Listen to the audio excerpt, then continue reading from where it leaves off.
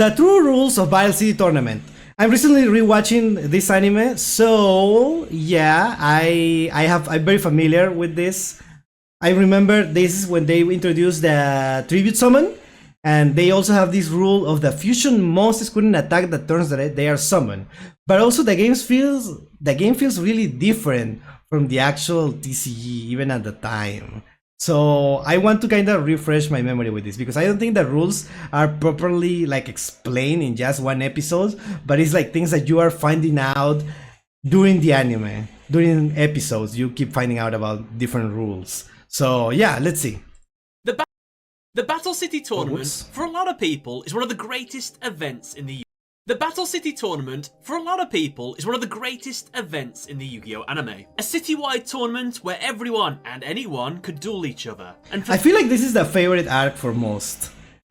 Because, yeah, definitely Duelist Kingdom was a little weird. I really liked it. I listened to rewatch like everything, right? So I liked it. But it really feels so different. Battle City just feels like this is the anime. This is what I remember. This is what I like. This is why I got into actually like Yu-Gi-Oh. For those that won their duels, they would receive the loser's best card. However, here is a question for all of you. What were the rules? Now, the reason why everyone isn't so knowledgeable about the Battle City rules in the anime is because the full list of the rules was never actually established in the show.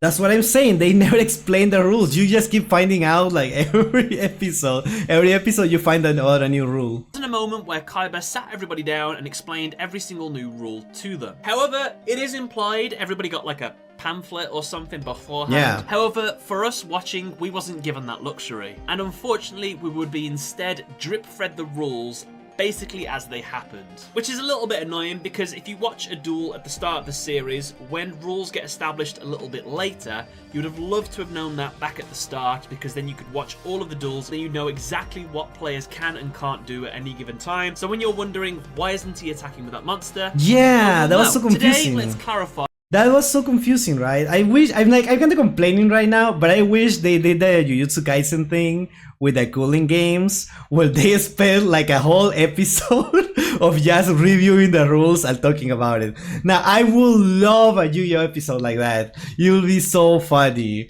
Like, it's just like a whole episode talking about the rules. Every single one, not only what does it entail, how that is like, what it means for the game, and also how the characters feel about these rules. That's amazing. We need something like that in Yu-Gi-Oh! I feel like that would be really fun. What? The fusion monsters can't attack the turn they are summoned. With some exceptions, they made a card that made them attack immediately. Oh yeah, there is also a card that only exists here, right? That makes the monster attack there. Yeah. Exactly what the Battle City rules are in their entirety. Oh, in the dub, the Japanese version does. The Japanese version explains the rules? Really? Is that a thing? Or are we talking about JJK? Because I didn't watch the dub for JJK. So, without further ado, let's learn the rules, shall we? To be eligible to enter the Battle City tournament, you must meet 2 criteria. 1. A duelist's deck must contain exactly 40 cards. Rule number 2, you have exactly 40 cards. I didn't even remember that. Interesting. Be in possession of a duel disc. But how did one get a duel disc? Well, the Kaiba Corporation actually made a limited run of them, available for free to anybody who had a duel level rating of at least 5 out of 8. This means that in total, there was only 48 duelists involved in the Battle City tournament. Really? Only 48? Wait, so everyone dueled each other? Wow. For this reason, that meant that those that did not meet the dueling level criteria would have... How is Joey level 2? He won no, second place, right? He got second place in this. What is this? To wait until Battle City finished before the duel disc would become... Is because, like, Kaiba hated him for absolutely no reason? For absolutely no reason? What is this? I don't think our kid brains could have handled all the info at once. Probably they're like, yeah, well, you're 100% right, Sean. I think you're right. Like, I feel like kids at the time wouldn't have handled that. Yeah. Or at least that was the reasoning. Now, I was a kid when it came out, right? and I will be like, oh, this is my favorite episode probably because I have the tism, yes. Kaiba slandered him because he stomped him 1v1. Yeah, it doesn't mean that he's bad. He still defeated a lot of like really good players. Available to everyone for purchase. And let's be honest, that does seem like a little bit of a shame. I know why Kaiba did it. He wants the high-level duelists with all the powerful cards so he can take what he wants and get all those Egyptian god cards. But if you're just a regular Joe, it just seems like a shame to miss out. However, did you know there was a secret underground Battle City tournament for all those level 1 to 4 duelists? But then the question becomes, how do they get the use for their duel discs? Why? Yeah, how do they get the duel discs? They use today's sponsor, the FlexiSpot. Oh my god, shut up! EQ5 sit-stand desk. Ideal for the person that cares even a little bit about the well-being of their I back. hate this, I'm sure dude. you've all been there. You're organising your card collection, building a deck, or playing a duel when suddenly it begins to take its toll. Who plays like this? Like outside of school, right? However, with a FlexiSpot desk, now, the very moment you start to feel uncomfortable, you can switch the desk to a standing position. And honestly, this makes all the difference. And do you know what this is perfect for? You know what it's perfect for actually for me? Let's talk about it. Let's react to the ad. I need this for karaoke streams because when you sing and you try to sing well, at least it's like harder if you're like sitting because of how your body is, and in order to give like a proper like air thing, you have to do it standing up. But streaming and singing at the same time, you need like a proper like tall thing. Not also for recording. You need to be standing up in order to do this for recording songs. Will I ever do a karaoke stream? Who knows? Let me know in the comments. I don't know, dude. I don't know what I'm doing. For as well, dueling. Now we can either be up close and personal or nice and far away, standing up for a duel just like they do in the show. Dude, so On top far of that, away. I can That's be as weird. dramatic and dynamic with my plays as much as I want. No, I have never played standing up. Now, I have never played that much IRL anyways. I only played it like once. Well, twice. With my sister on stream. Yeah, so maybe we will do it again one day. And if we want to turn this duel into a shadow duel, every time we lose life points, I can adjust the desk's height with the up and down buttons to make it higher and higher, or lower and lower, as we begin to lose our life points. What? However, that's not all. When you're not dueling, the standing desk is perfect for the home office setup, either for gaming or work. I can use the up-down buttons to change the desk's height. The desk can remember where I want it at the touch of a button, and with anti-collision built in, it knows when to stop if something's in the way. And with a range of desk tops, I can choose whatever style I think is best for me. What Awesome. top would you choose? For a limited time, just like what Kaiba did, you yourself can win a desk just like this. Oh Simply my head into God. the description, click the link, and enter yourself into the raffle to win a desk for absolutely free. Thank you, FlexiSpot, for sponsoring today's video. But anyway, with that, let's get back to the video. Next time we should all play Master Duel standing up, but we will have to take each other's word on it. Yeah, let's just... What's it called? Like the honor system, yes. A duelist's deck must contain exactly 40 cards. I like and one that, of those actually. I cards like that. must be considered a rare card. Examples of rare cards would be the Dark Magician, Harpy's Feather Duster, Serpent Knight Dragon, Great Moth, Fortress Whale, Call of the Haunted, Firewing Pegasus, Twin-Headed Thunder Dragon, and of course, the Egyptian God cards. During a duel, you and your opponent must wager your rarest cards. This completely ruined a whole generation of like high school duelists, because in high school, I know you have this, right, Chad? In high school, if you're like certain age, people playing like on recess and stuff, they were betting their cards like it was like actual Battle City. They were like actually waging it. I don't know what's the word.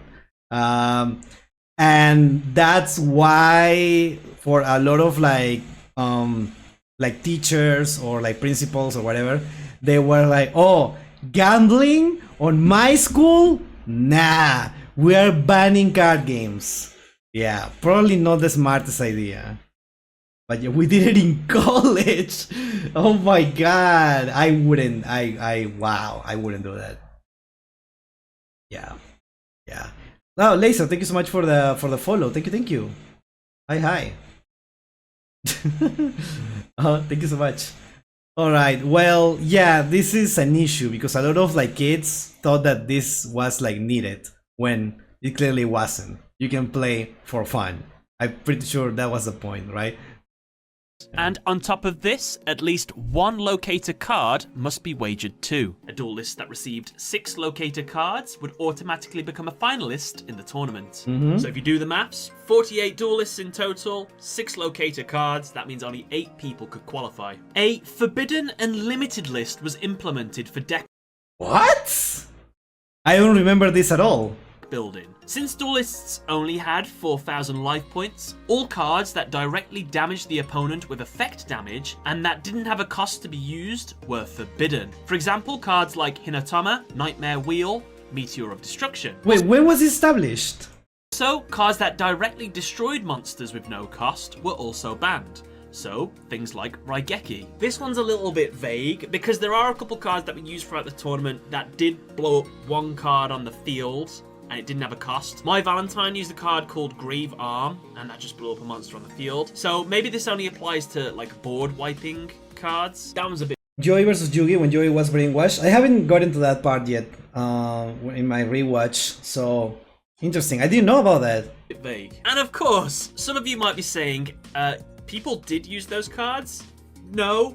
Marek Ishtar used those cards, and he cheated in all of his duels. In fact, he played a banned deck, and the only reason he got away with it is because he had the Winged Dragon of Ra. Kaiba wanted it, so he let him stay in the tournament, because if he got kicked out, he couldn't win it. Simple as that, really. Oh, and all.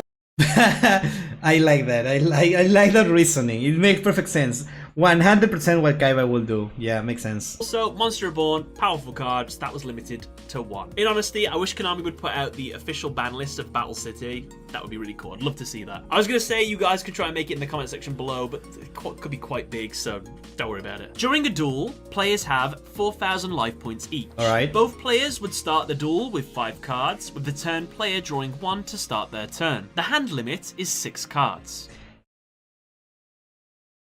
At the end of the turn, right? Like, just like in the actual game. The turn player would be allowed a maximum of 5 minutes during each of his turns to contemplate his plays. Whoa, we need that. We need that. We absolutely need that. That is so good. Which explains why duelists were allowed to have mini monologues in the middle of every single duel. A duelist is allowed 1 normal summon per turn, and as many special summons as they want. Monsters summoned are allowed to be played in either face-up attack, face-up defense, or face-down defense. Monsters levels 1 to 4 are able to be normal summoned straight to the field with no cost. Monsters levels 5 to 6 require 1 monster on the field to be tributed first in order to be normal summoned. Monsters levels 7 to 9 require 2 tributes for their summon, and monsters level 10 plus would require 3. This is 10 plus, and there were only like 3 monsters, right? The Egyptian gods. I don't know. I thought that was an effect of the monsters. I didn't know that was part of the rules. Marisol's story in the Japanese version and manga, that the English dub changed to be so generic. Oh, my bad. Really interesting mechanic, especially for Kaiba to introduce into the Yu-Gi-Oh card game. It's great that it's added, it adds a lot of strategy to the game. However, it means that his Blue Eyes deck is a lot weaker now, and it means that the Egyptian gods can't be spammed out. I think the reason that he did this is because it makes it more tactical. You really have to think harder now to get your big monsters onto the field. So yeah, the reason he did this was because it required more strategy, and Kaiba was confident with his strategy, so that's why he did it. If a player has no monsters on their side of the field, they can be attacked directly. This wasn't a thing before. Can you believe it? Can you believe that you just couldn't attack? What is that sound? What the hell? Can you believe that before you just couldn't attack your opponent directly? That wasn't a thing in Duelist Kingdom. They just introduced it here. Weird. If a monster is tributed whilst being attacked, then the attack is negated. This maneuver— Wait, what? If a monster attacked is tributed, the attack. Huh? If a monster attacked is tributed, the attack is negated. Oh, okay. negated. This maneuver has a name in the Japanese anime and it's called the sacrifice escape. The reason why this works is because the replay mechanic is basically not a thing in Battle City. So this means if a player is attacked directly, but they are able to summon a new monster to the field, instead of the person attacking being able to choose whether to stop the attack or continue, the monster is forced to attack the summoned monster. Or for example, if a monster is targeted for an attack, but it leaves the field, then that attack ends. There is no replay. A monster that becomes an equip card is treated as both a monster and an equip card. Okay. The contents of a player's graveyard is not public knowledge. Also, if a that is such a it's not public knowledge. Player's graveyard and these cards are not public knowledge. That's a huge deal. I feel like that's a huge deal. If a card would make a duelist send a card to the grave from either their hand or deck, then you do not have to show that card to your opponent. You see a lot of this in the anime, those sneaky plays where they just send the card real subtle like. It's fine though, it's legal. On top of this as well, a card sent to the graveyard is sent to the controller's graveyard instead, and not to the original owner. If a player summons token monsters, they do not take up any of the 5 monster zones. Also, if a token is summoned during the declaration of an attack, then the token becomes the attack target instead. You want to count yourself? I feel like that is the thing for the Kuribos, that they were just like a lot of like the Kuribo tokens, or like when they use like multiply or something, right? They are still more than 4. So what's up with that? Well, more than 5. Okay, that link monsters aren't a thing yet. Whew. Card effects can be activated at the very beginning of a player's turn. Basically, before the draw phase. You can't activate 2 of the same spell cards during the same turn. What? Now, during my research for this video, it said that you can't use 2 of the same cards to boost a monster's attack within the same turn. And that's true. However, I also think you can't use 2 of the same cards per turn. Now, I haven't watched through the whole series again, but I have 2 situations where this is evident. In the duel between Joey and Seeker, he opened with 3 graceful charities, but only activated each one once per turn. He did this again against his duel with Yugi. Not only him though, Marek Ishtar did the same. While he was controlling Joey, he had 3 Hitomnas in hand. However, he only played them one at a time. You even see after he's activated one, we see into his hand, and he's Caesar Football Gamer, thank you so much for the sub. Thank you. I honestly, I'd never thought about this, but this is a very interesting rule. I wish that these things were explained. I feel like they seem so important to understand the games and to actually like follow them. I don't know. Has one. But yeah, if you can give me an example where the same spell card was played during the same turn, let me know. This next one's a bit of a weird one. Normal, equip, and continuous spell cards can be activated during your battle phase, just like a quick play spell card. Oh, yeah. Or if you set those spells first, they can be activated anytime during the opponent's turn, again, just like a quick play spell card. This ruling is rather crazy, however there are examples of this. The best example being the duel between Marek and Yugi. Yugi activates his set Monster Reborn during Marek's battle phase. So yeah, pretty busted. Monster, spell, and trap card effects do not linger. What does that? Wait, before we go into this rule, there's so many things that people say, oh yeah, Yugi was cheating, is not understanding that every tournament has its own rules. Yeah, the game doesn't work exactly, so that's why it looks like cheating to us, but it's not exactly cheating. Sometimes he does cheat, and sometimes, but it's not like in-universe cheating. It's mostly like something that was badly written, right? Or like inconsistent writing. So it was according to the rules the whole time. Of course. Busted. Monster, spell, and trap card effects do not linger. What does that mean? You're gonna love this. If a card is removed from the field, then that card's effect is negated. A hilarious example would be if I activate Mystical Space Typhoon and it destroys a spell or trap card, it would negate the effect of the card. MST negates? So that means during Battle City, MST negates. Wow. Field They spell. went ahead of the time. Yeah.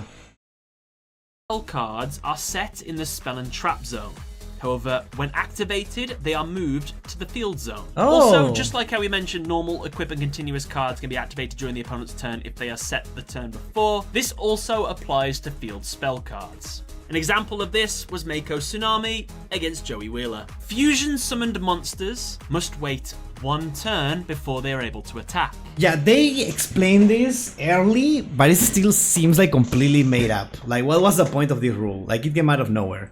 However, a Battle City exclusive spell card was created called Quick Attack, which would let you circumvent this detriment and attack during the same turn. Not only that, but fusion monsters that are tributed count for as many monsters that were used for its fusion summon. Blue Eyes Ultimate Dragon is treated as 3 tributes if its tribute summoned. Buster Blader, 2 tributes.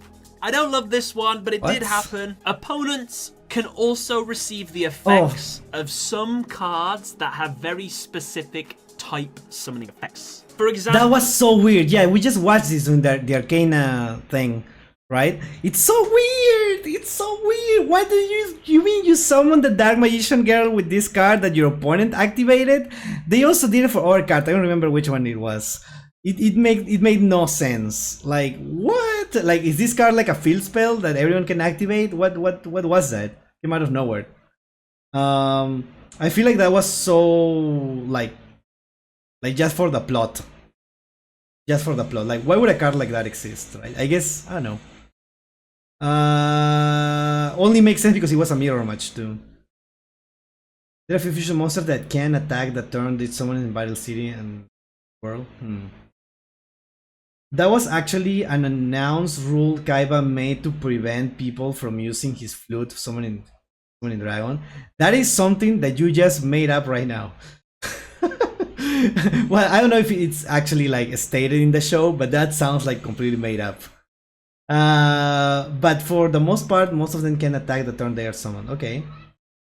Pepper, have you seen the little kids? What? Have you seen little kids playing Yu-Gi-Oh at locals video yet? No, I haven't. Let's focus on this video. Dark Magic Curtain, Arcana summoned his Dark Magician, and then Yugi summoned his Dark Magician Girl. Also, the Flute of Summoning Dragon. Both players summon dragon-type monsters, because I guess why not? Why not? However, with that, those are the rules of the Battle City tournament. If you think I missed anything, please let me know in the comment section below and I'll give it a pin, or I'll just write them all out and add them all at the bottom. If you think I've got anything wrong in this video, let me know as well, because I did my best. Tried to find as many rules as I could, but yeah, I hope you enjoyed the video. But other than that, thank you for watching. Catch you later. Bye everyone. Very cool video. I really needed this. Now, this is the type of video that everyone who always like says like weird stuff about the anime should watch. So they know that the game just had different rules during the anime. During the anime, different points in the anime, the game had different rules. Every tournament had their own rules, which is cool in a way. But yeah, it makes it like inconsistent to follow sometimes, especially because those rules are never explained. Chat, do you think as a kid, this is the question for you chat, and for you in the comments, would you have enjoyed an episode of them just explaining the rules and characters reacting to those rules? For those who know, like JJK with the cooling games, something like that. I personally think, like me as a child, I would have loved that. I would have loved that. And every time that I play with my friends, right, with like playground Yu-Gi-Oh, I will be like, no, remember in this episode they said no, it works like this, because otherwise everyone is making things up. Yeah, as a teenager, definitely. Like older Card Fight Vanguard episodes, I haven't watched that, but I will take your word for it.